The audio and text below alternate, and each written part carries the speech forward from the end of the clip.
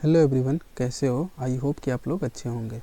तो आज मैं फिर से लेकर के आया हूँ हिंदी व्याकरण। पिछले वीडियो में हिंदी व्याकरण से हम लोग देखे थे वर्ण, जो हमारा पार्ट 1 था। ये हमारा वीडियो का पार्ट 2 है। ठीक है, इसमें हम लोग देखेंगे व्यंजन वर्ण। ठीक है, अभी तक आपने इस वीडियो को लाइक नहीं किया है तो लाइक कर दीजिए, शेयर कर दीजिए और सब्सक्राइब भी कर दीजिए।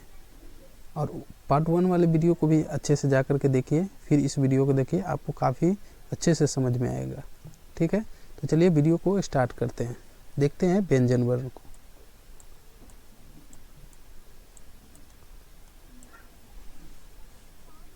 तो ये मेरा व्यंजन वर्ण है। ठीक है, सबसे पहले इसकी परिभाषा को देखते हैं। परिभाषा क्या कहता है? ऐसा वर्ण जिनका उच्चारण स्वर वर्णों की सहायता से होता है उसे व्यंजन वर्ण कहते हैं। ठीक है, ये इसका एक और परिभाषा हमने लिख रखा है कि एक से अधिक वर्णों के मेल को व्यंजन वर्ण कहते हैं। इसको भी याद कर लेंगे, क्योंकि कई बार एग्जाम में एग्जामिनर जो होते हैं वो परिभाषा को चेंज करके भी पूछ लेते हैं और ऑब्जेक्टिव टाइप में किसी भी तरीक़ा से वो पूछ सकते हैं। ठीक है, थर्ड पॉइंट में क्या लिखा गया है कि व्यंजन वर्ण में अध्वनि अंतर्निहित रहती है। जितने सारे व्यंजन वर्ण हैं उसमें अध्वनि जो है अंतर्निहित रहती है। इसका मतलब है कि उस वर्ण या शब्द के अंदर में अवर्ण निहित रहती है। जैसे में यहाँ पे लिखा हुआ है क, तो देखिए इसमें क हलंत, ठीक है, अ, तो देखिए क के उच्चारण में क्या रहा है? अ, तो इसके अंदर में अ निहित रहता है। ख में भी सेम है, ख अ। ठीक है, तो ये व्यंजन वर्ण की परिभाषा है। इसको आप अपनी कॉपी में नोट कर सकते हैं या स्क्रीनशॉट ले सकते हैं। अब आगे देखते हैं व्यंजन वर्ण से संबंधित कुछ और बातें। ये इम्पोर्टेंट बात है, इसको आप अच्छे से याद कर लेंगे और कॉपी में नोट भी कर लेंगे कि मूल व्यंजन वर्णों की संख्या 33 होती है। कितनी होती है? 33। ये काफ़ी बार एग्जाम में ऑब्जेक्टिव में आ चुका है, तो इसको आप अच्छे से याद कर लेंगे कि मूल व्यंजन वर्णों की संख्या कितनी है? 33 है। ठीक है, आगे देखते हैं व्यंजन वर्ण में क्या कहता है कि व्यंजन वर्ण स्वर वर्ण की सहायता से बोली जाती है। किसकी सहायता से बोली जाती है? स्वर वर्ण की सहायता से, इसलिए इसको हम लोग बोलते हैं परतंत्र। ठीक है, तो एक चीज़ और याद कर लेंगे कि व्यंजन वर्ण जो होते हैं वो स्वर वर्ण की सहायता से बोली जाती है, इसलिए इन्हें परतंत्र भी कहते हैं। ठीक है, अब हम लोग आगे देखते हैं व्यंजन वर्ण के प्रकार। ठीक है, तो इसको आगे करते हैं। तो देखिए व्यंजन वर्ण के प्रकार क्या है? व्यंजन वर्ण के 3 प्रकार होते हैं। कितने प्रकार? 3 प्रकार। ठीक है, पहला कौन है? स्पर्श व्यंजन, जिसका एक और नाम है उदित व्यंजन। दूसरा कौन है? अंतस्थ व्यंजन। ठीक है, तीसरा कौन है? उष्म व्यंजन। उष्म व्यंजन के एक और नाम से भी जाना जाता है, जिसको याद कर लेंगे, उष्म संघर्षी व्यंजन। ठीक है, तो आई होप कि आप व्यंजन वर्ण के प्रकार को समझ गए कि व्यंजन वर्ण के 3 प्रकार होते हैं, स्पर्श व्यंजन, अंतस्थ व्यंजन और उष्म व्यंजन। अब हम बारीकी से एक एक करके इन सभी को देखते हैं। तो चलिए अब समझते हैं स्पर्श व्यंजन को। स्पर्श व्यंजन की यहाँ पे छोटा सा पहचानने की तरीका लिखा हुआ है कि इन्हें 5 वर्गों में रखा गया है। कितने वर्गों में रखा गया? 5 वर्ग में रखा गया, और हर वर्ग में 5-5 व्यंजन होते हैं। कितने व्यंजन होते हैं? 5-5 व्यंजन होते हैं, और हर वर्ग का नाम पहले वर्ग के अनुसार रखा गया है। अब इसको हम अच्छे से समझते हैं। यहाँ पे लिखा गया है कि इन्हें 5 वर्गों में रखा गया है, और हर वर्ग में 5-5 व्यंजन होते हैं, और हर वर्ग का नाम पहले वर्ग के अनुसार रखा गया है। जैसे समझते हैं, देखिए सबसे पहले 5 वर्ग में कौन कौन से वर्ग है, तो इसको याद कर लेंगे। क वर्ग, च वर्ग, ट वर्ग और त वर्ग और प वर्ग। ठीक है, ये 5 वर्ग है। उसके बाद हर वर्ग में कितने व्यंजन हैं? तो 5 हैं। क, ख, ग, घ, अंग, ये 5-5 के हैं। देख लीजिए, 1, 2, 3, 4, 5। ठीक उसी प्रकार से च वर्ग में भी आ जाइएगा, तो च, छ, ज, झ, य।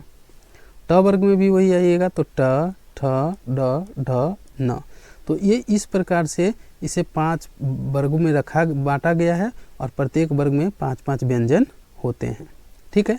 अब यहाँ पे लिखा गया था कि हर वर्ग का नाम पहले वर्ग के वर्ण के अनुसार रखा गया है। ठीक है। तो देखिए इस वर्ग में, क वर्ग में, ये तो पहला अक्षर कौन है? क। ठीक है। तो इसको इसलिए बोला गया क वर्ग। च तो च वर्ग, ट तो ट वर्ग, त तो त वर्ग, प तो प वर्ग। इस प्रकार से इस वर्ग का नामकरण किया गया है। अब थोड़ा इसी में हम लोग देख लेते हैं, उच्चारण स्थान को भी अच्छे से देख लेते हैं। देखिए जितने भी स्पर्श व्यंजन हैं 5 वर्ग में है, इसमें से पहला क है और क का उच्चारण स्थान जो होता है वो किससे होता है? कंठ से होता है। ठीक है। च का उच्चारण स्थान किससे होता है? तालु से होता है। ट का उच्चारण स्थान क्या है? मूर्धा है, तो इसका मूर्धा बोलेंगे। त का उच्चारण स्थान दंत है। प वर्ग का उच्चारण स्थान ओष्ठ है। ठीक है। इसको आप बोल करके देख सकते हैं।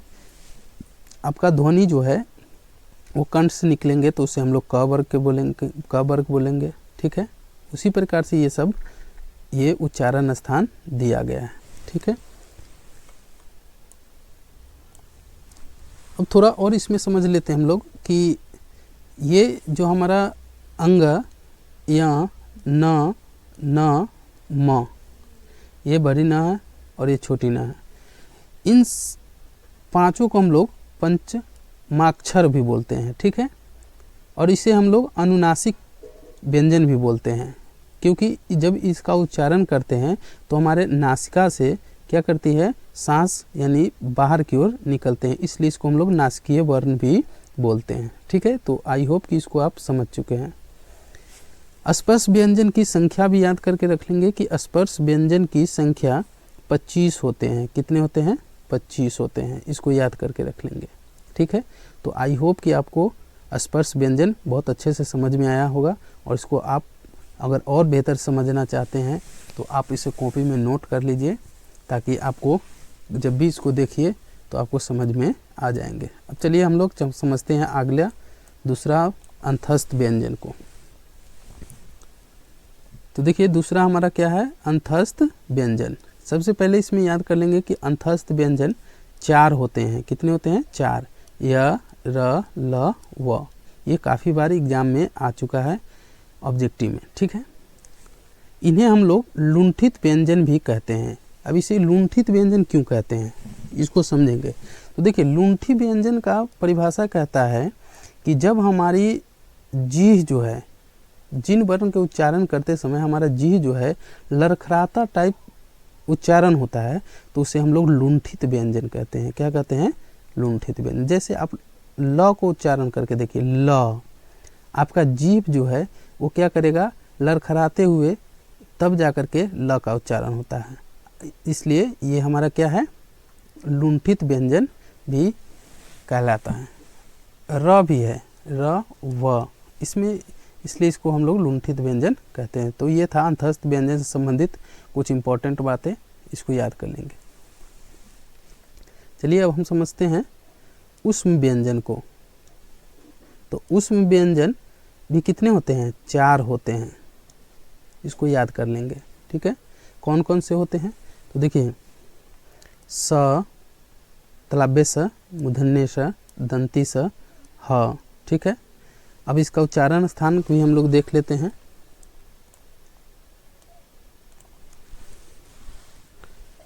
तो देखिए उच्चारण स्थान तालव्य यानी तालु, मूर्धन्य यानी मूर्धा से, दंती से यानी दांत से, ह कंठ से। ठीक है। तो ये था इनका उच्चारण स्थान। उसमें व्यंजन कितने होते हैं? 4 होते हैं। कौन कौन? तालव्य स, मूर्धन्य स, दंती स, ह। ठीक है। उसके बाद अंतस्थ व्यंजन कितने होते हैं? तो अंतस्थ भी कितने होते हैं? 4 होते हैं। ठीक है। अंतस्थ व्यंजन कितने होते हैं? 4 होते हैं। य, र, ल, व। ठीक है। तो आई होप कि आप व्यंजन वर्ण के भेद को समझ लिए हैं। तो अब हम व्यंजन वर्ण से संबंधित कुछ और भेद देखते हैं। ठीक है। अब ये हमारे सामने है संयुक्त व्यंजन। कई बार एग्जाम में इसका भी डिफिनेशन पूछा गया और इससे भी क्वेश्चन आते हैं, ठीक है। तो सबसे पहले संयुक्त व्यंजन की हम लोग देखेंगे परिभाषा। परिभाषा क्या कहता है, यदि दो व्यंजन एक ही स्वर के सहारे बोले जाते हैं, दो व्यंजन एक ही स्वर के सहारे बोले जाते हैं तो उन्हें हम लोग संयुक्त व्यंजन कहते हैं, ठीक है।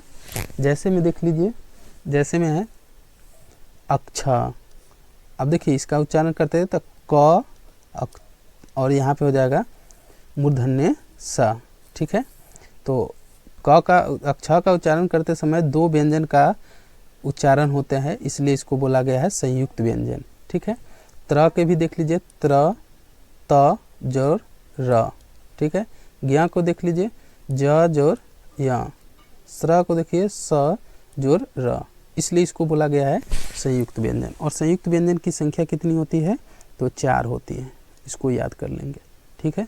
तो आई होप ये भी आप समझ गए।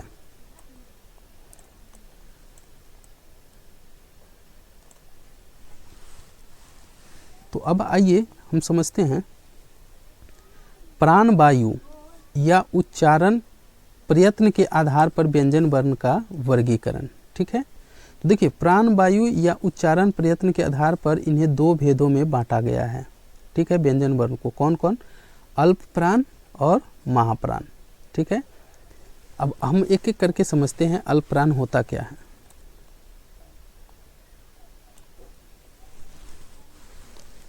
तो अल्प प्राण को समझते हैं, जिन व्यंजन वर्णों के उच्चारण में श्वास वायु अल्प मात्रा में निकलते हैं, ठीक है, तो उसे हम लोग बोलेंगे अल्प प्राण। क्या बोलेंगे, अल्प प्राण कहते हैं, ठीक है। अल्प प्राण से संबंधित कुछ ये इम्पोर्टेंट बात है, इसको याद करके रखेंगे और आप डायरेक्ट अल्प प्राण और महाप्राण को समझ पाएंगे। देखिए प्रत्येक वर्ग, तो अभी हम वर्ग पढ़ के आए हैं व्यंजन वर्ण में कि इसके क वर्ग होते हैं, च वर्ग भी होते हैं, त वर्ग भी होते हैं। अब इसमें हम लोग देख लेते हैं कौन कौन से वर्ण होते हैं। देखिए क वर्ग में होता है क, ख, ग, घ, अंग, ठीक है। अब देखिए यहाँ पे क्या लिखा गया कि प्रत्येक वर्ग का पहला, तीसरा, पांचवा वर्ण और अंतस्थ व्यंजन, अंतस्थ व्यंजन अभी हम पढ़ के आए य, र, ल, व, ये सभी अल्प प्राण होते हैं। तो अब देखिए यहाँ पे बोला है पहला, तो पहला इसमें क वर्ग में जाइए तो पहला कौन है, क, ठीक है। फिर तीसरा जी तो ग, फिर पांचवा कौन है, अंग। तो ये हमारा क्या हो जाएंगे, अल्प प्राण हो जाएंगे, ठीक है।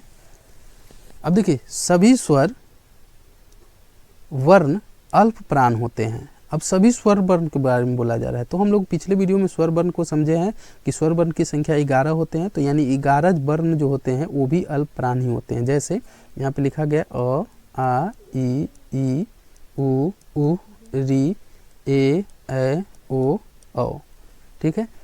इसमें हकार की ध्वनि नहीं होती है, ठीक है। अल्प प्राण की जब हम उच्चारण करते हैं तो इसमें हकार की ध्वनि नहीं होते हैं। तो आई होप कि अल्प प्राण को आप अच्छे से समझ गए होंगे। तो चलिए अब हम देखते हैं महाप्राण को।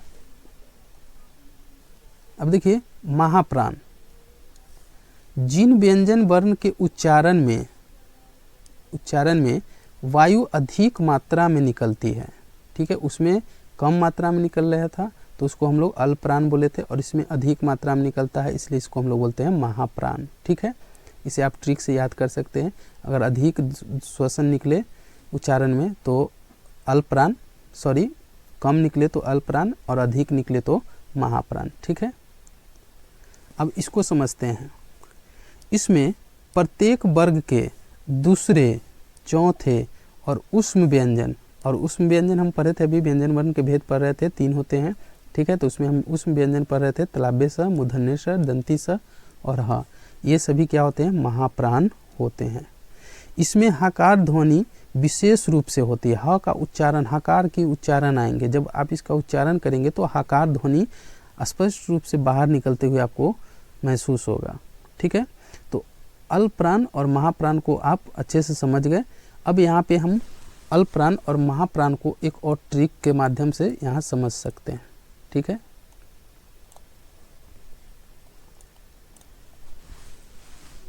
तो देखिए यहाँ पे है, ये वर्ग है, ये अल्पप्राण की कॉलम बना हुआ है और ये महाप्राण के कॉलम बना हुआ है, ठीक है। हम लोग देखेंगे क वर्ग, क वर्ग के 3 अक्षर बताए थे क्या, 1 3 5, यानी प्रथम, तृतीय और पंचम, यानी कि पहला, तीसरा, पांचवा। और इसमें आ जाइए महाप्राण में दूसरा और चौथा, ठीक है। तो अब क वर्ग में देखिए, क वर्ग के पहले कौन अक्षर होता है, क, 3 नंबर पे कौन होता है, ग, और 5 नंबर पे क्या कौन होता है, अंग। तो ये हो गया अल्पप्राण। महाप्राण में जाइए तो ख दूसरा और घ चौथा। ठीक उसी प्रकार से च वर्ग में आ जाइए तो च प्रथम है, उसके बाद छ छोड़ दीजिए, छ चल जाएंगे महाप्राण में क्योंकि 2 नंबर पे, और 4 नंबर पे झ आते हैं। बाकी 3 नंबर पे आ जाएंगे ज, और 5 नंबर पर यम, ठीक है। तो इसमें देखिए ट वर्ग में देखिए तो ट, उसके बाद एक ये ढ है, ठीक है। उसके बाद एक ढ और है, एक न, ठीक है। उसके बाद आ जाइए इसमें ठ ढ, ठीक है। तो ये दूसरा और तीसरा है, ठीक है। तो अब देखिए त वर्ग को समझिए। त वर्ग में भी हम देखिए प्रथम, तृतीय, पंचम, यानी पहला, तीसरा, पांचवा, दूसरा, चौथा, ठीक है। प वर्ग में आ जाइए, प पहला है, ब तीसरा है, म पांचवा है, फ दूसरा है, और ये देखिए ये हमारा फारसी वर्ड है इसलिए इसको हम नहीं अभी अति करेंगे, ये लेकिन ये भी आता है महाप्राण में। तो उसके बाद आ जाइए भ, ठीक है। अब देखिए कुछ और हम बताए थे आपको कि अल्पप्राण में अंतस्थ व्यंजन होते हैं, ठीक है। य, र, ल, व, ये भी अल्पप्राण है। और सभी स्वर इसमें आ जाइए, सभी ऊष्म व्यंजन ये इसमें आते हैं, ठीक है। तो इसको आई होप कि आप अल्पप्राण और महाप्राण को समझ गए। अब हम चलिए आगे समझते हैं। अब आ जाइए स्वर घोषत्व तंत्री के कंपन के आधार पर व्यंजन वर्ण का वर्गीकरण, ठीक है। यानी घोष तंत्र, यानी जिससे हमारी स्वर तंत्र जो होते हैं उसमें जब हम कंपन के आधार पर व्यंजन वर्ण का प्रकार देखते हैं तो वो 2 प्रकार के होते हैं। कितने प्रकार के? 2 प्रकार के। एक होता है अघोष व्यंजन, दूसरा होता है सघोष व्यंजन, या इसको हम लोग घोष व्यंजन भी बोलते हैं, ठीक है। अब एक एक करके हम इसको समझते हैं। अब आइए अघोष व्यंजन को हम लोग समझते हैं। जिन व्यंजन वर्णों के उच्चारण में हमारी स्वर तंत्रिकाओं में कंपन नहीं होता है, ये इम्पोर्टेंट बात है। अघोष व्यंजन में क्या होता है, हमारी स्वर तंत्रिका में कंपन नहीं होता है, उसे हम लोग अघोष व्यंजन कहते हैं, ठीक है। इसको नोट याद करके रखेंगे कि प्रत्येक वर्ग के पहला, दूसरा वर्ण एवं तलाब्य स, मूर्धन्य स और दंती स अघोष व्यंजन है। इसको याद करके रखेंगे। प्रत्येक वर्ग में पहला और दूसरा, अगर हम क वर्ग की बात करें तो क वर्ग में हमारा पहला क और दूसरा कौन है, ख, ठीक है। उसी प्रकार से आप च वर्ग में चले जाइए तो च वर्ग में हमारा कौन हो जाएंगे, च और छ, ठीक है। तो ये हमारे हो जाएंगे। इसी प्रकार से आप समझ जाइए कि पहला और दूसरा और उसके साथ में तलाब्य से, मूर्धन्य से और दंती से, ये हमारा अघोष व्यंजन है, ठीक है। तो आई होप अघोष व्यंजन को आप समझ गए। चलिए अब हम समझते हैं सघोष। सघोष या इसको हम लोग घोष व्यंजन भी बोलते हैं। तो सेम उसका अपोजिट परिभाषा इसका हो जाएगा कि जिन व्यंजन वर्णों के उच्चारण में हमारी स्वर तंत्रिका में कंपन होता है, ठीक है।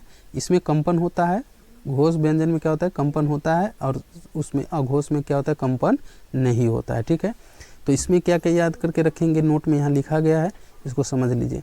सभी स्वर सघोष होते हैं, जितने भी स्वर है 11 स्वर वर्ण की संख्या कितनी है? 11। ये सभी क्या है?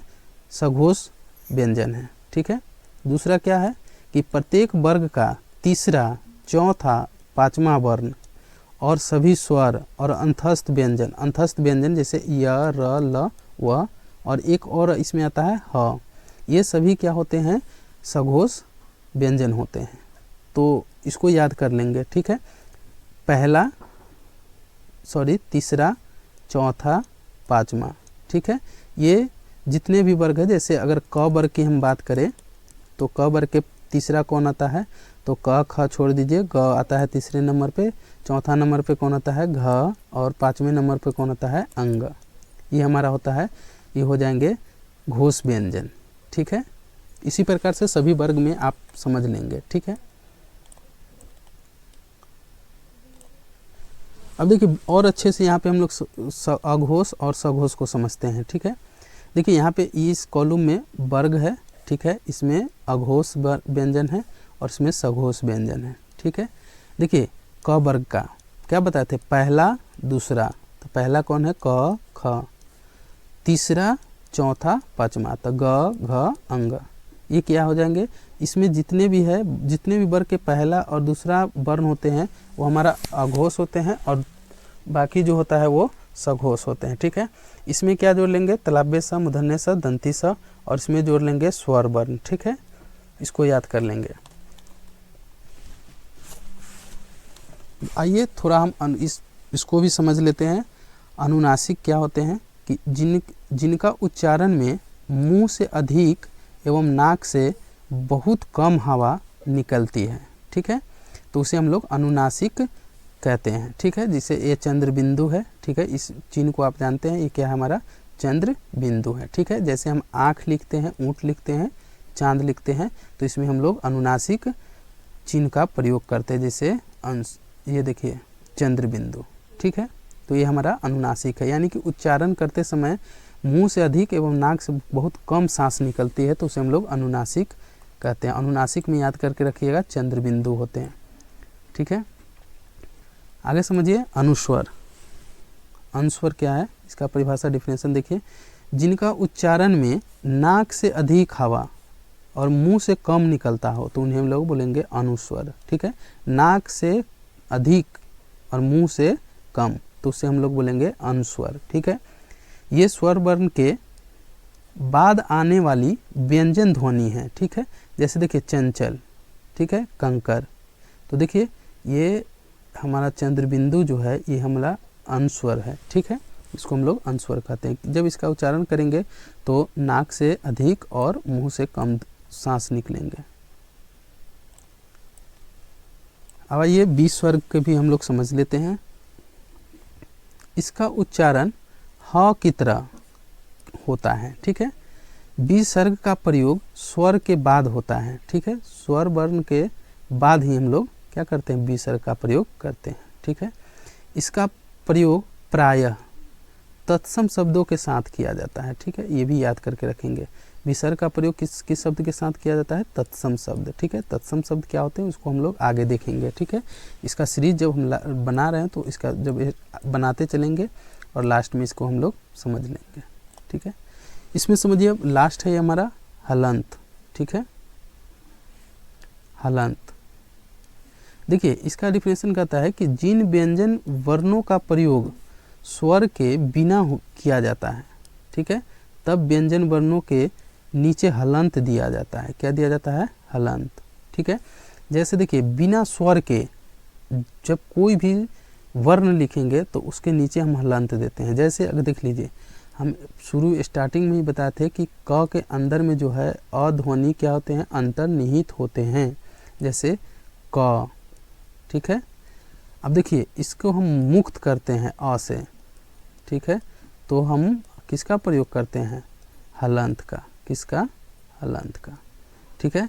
जैसे यहाँ पे देख लीजिए क, ख, ग, घ, अंग। इसमें अध्वनि क्या है? मुक्त है। ठीक है। हलंत का चिन्ह तिरछी रेखा होती है। ये ऐसे रेखा करके देते हैं। ठीक है। ऐसे करके देते हैं, ऐसे। ठीक है। हलंत का प्रयोग स्वर के साथ नहीं होता है। जब भी याद रखेंगे स्वर के साथ होता ही नहीं है, ठीक है। अगर स्वर आ जाएंगे, जैसे इस क में देखिए, क के अंदर में स्वर वर्ण अ छिपा रहता है, इसलिए यहाँ पे हलंत नहीं देते हैं, ठीक है। तो हलंत का प्रयोग कहाँ होता है, जब स्वर वर्ण से हम लोग मुक्त करते हैं तो वहाँ पे हलंत दे देते हैं, ठीक है। तो आई होप कि आप व्यंजन वर्ण को अच्छे से समझ लिया है, और वीडियो अच्छा लगा तो प्लीज़ चैनल को सब्सक्राइब कर लीजिए, लाइक कर दीजिए और शेयर भी अपने दोस्तों में कर दीजिए, ठीक है।